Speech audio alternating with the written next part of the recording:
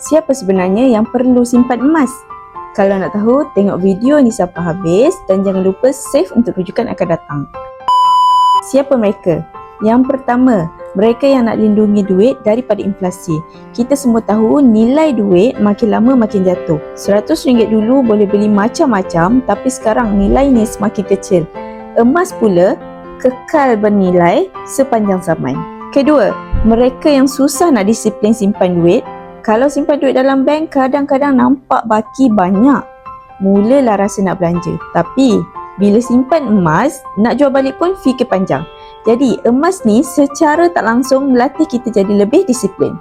Yang ketiga, anak muda yang baru mula kerja. Kalau mula simpan awal, walaupun sedikit, dalam 5 ke 10 tahun akan datang, mereka akan ada simpanan yang kukuh.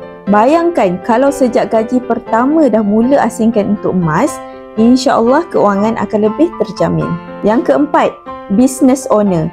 Untung bisnes jangan semua dibelanjakan. Kalau tukar sebahagian kepada emas, keuntungan tu akan kekal jadi harta, bukan sekadar nombor yang habis entah ke mana. Yang kelima, suri rumah. Walaupun tak ada pendapatan tetap, tapi bila kumpul emas sedikit demi sedikit, lama-lama jadi aset yang bernilai. Sekurang-kurangnya ada simpanan sendiri. Yang keenam, ibu bapa. Kita semua nak sediakan yang terbaik untuk anak-anak, sama ada untuk pendidikan, perkahwinan atau masa depan mereka. Simpanan dalam bentuk emas lebih terjamin daripada simpan duit semata-mata.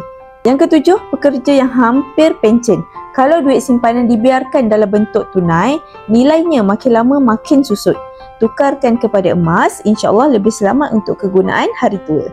Dan akhir sekali, mereka yang nak tinggalkan harta pusaka.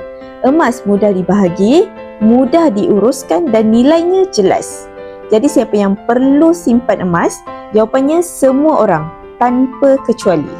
Yang penting, mula awal, mula kecil dan konsisten. Jangan tunggu kaya baru nak simpan emas. Mulakan sekarang, insya-Allah hasilnya kita akan nampak di masa depan.